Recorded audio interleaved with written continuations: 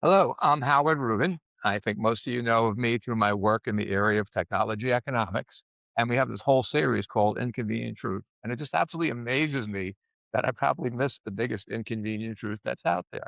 And that has to do with what are the measures that are actually used to monitor our economy.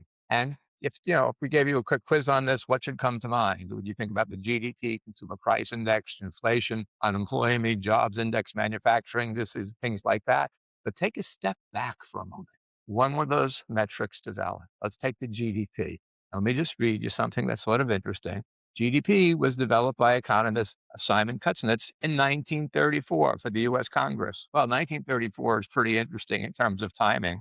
Let's look at the Consumer Price Index. When was that developed? The US Bureau of Labor Statistics initiated the Consumer Price Index in 1919 with regular publication of an index starting in 1921. When the first official CPI was released in 1919, it was released to track prices in 32 cities. So its origin of that was 1919, National Index in 1921. And clearly this stuff has evolved. And when we look at other measures like inflation, that's why the CPI was really there. It was to help us judge inflation. Think about, and we know this stuff has all evolved. And we had headlines about, the government statistics stuff is sort of falling apart around political issues. And this is not a commentary on that.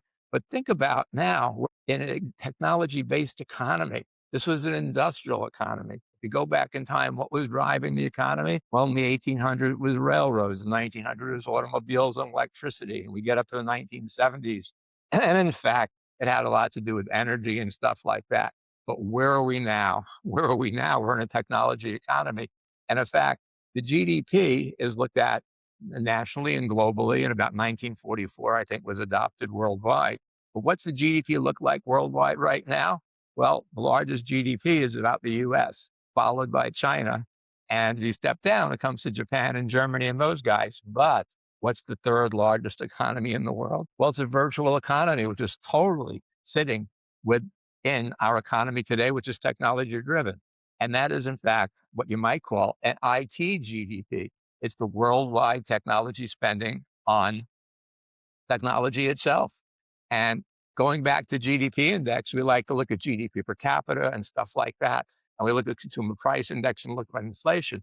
But for the GDP and IT worldwide, and there could be various values you see in the press. You see various analyst firms say it's 6 billion, and on top of that, there's 6 trillion, I'm sorry, with $2 trillion of investment in data centers. If you look at the numbers that I'm looking at, it includes the in-house IT costs. So we're talking about $8 to $10 trillion a year. It's massive.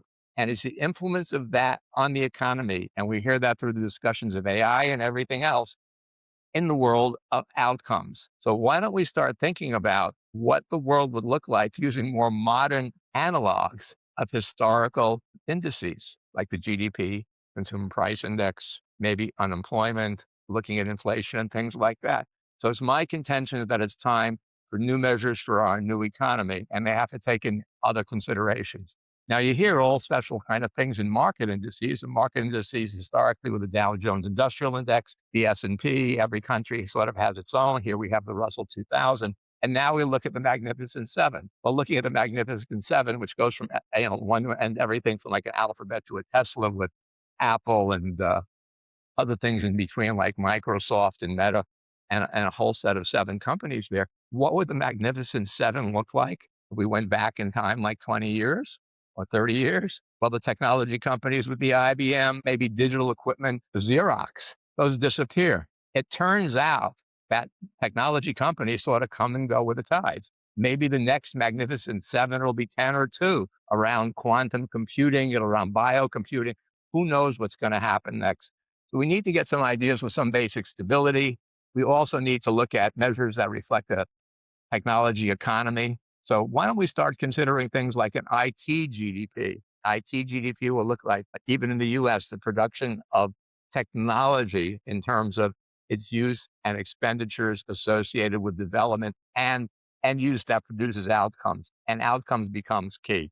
So we start looking at, instead of GDP per capita, look at IT GDP per capita. We can look at that's influence on things like the UN and Human Development Index. It could look at like quality of life. It could look at a government level in terms of impact. on health, education, and welfare. Those are some of the pieces we can consider. Let's look at a consumer price index. Consumer price index is pretty interesting, and I have a piece of paper right here. I'm just going to hold up, and I don't know if it's even visible. It's hard to see this here. You can look at the colors I get. Maybe it looks like a bad rainbow, but lo and behold, it's not sticking out very well on the picture. But it basically, what are the components of it? It has housing, transportation, food and beverages, medical care, education, recreation, other goods, and apparel. Well, think about for a moment what's in the consumer price index and where your money goes. Right now, about 30% of spending by people in the United States goes to streaming services, internet, and other pieces. We don't even have a consumer price index that looks like a technology consumer price index for consumers, but we also have consumer confidence indices, but rethink those too. Why don't we have an enterprise consumer confidence index for technology, which looks at the attitudes of industry and businesses and government for buying technology? Why don't we have a technology consumer price index and consumer confidence index, which looks at the influence of inflation on those things and the attitudes toward acquiring and buying, things like that? So in fact, start thinking about a new age of new measures for the new economy, a GDP that has not getting rid of the old measures, but in a parallel universe of what's our IT GDP? What's a technology consumer price index for enterprises, for individuals? What's a technology consumer confidence index for enterprises and individuals? We can even expand that further. We have jobs reports. We have a jobs report that looks at job vacancies in the US by category. Perhaps one of the most critical aspects right now is job vacancies in the world of technology, because it's the technology that's changing society, generating outcomes and all sorts of things that are related to our own human welfare, competitiveness in nations and pieces like that. So think for a moment about a new world of measures. Those new worlds of measures have to do with new measures for a new economy. Doesn't mean you throw out the old ones, but you'll make a list of all the old measures aside, take a look at the new ones we should introduce for new economy. And actually a very interesting one that I haven't even mentioned, we watched national debt. And national debt, the day before I'm doing this presentation in February 2026, Clive Cook had a major article about it. But what's happening with technical debt? As we start building code with AI, we're putting out code faster. What we're doing is we're generating more things that have to be maintained in the future.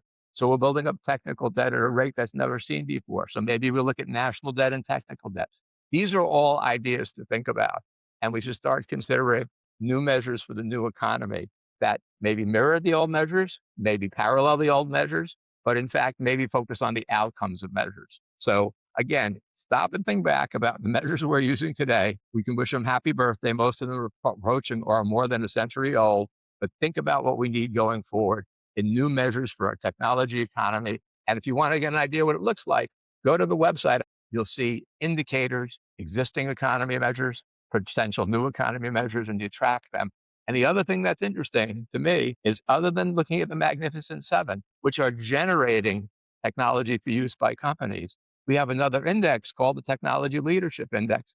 And that looks at companies that are making the best use of technology in terms of outcomes to the population and their shareholders. So again, think about the measures we're using today.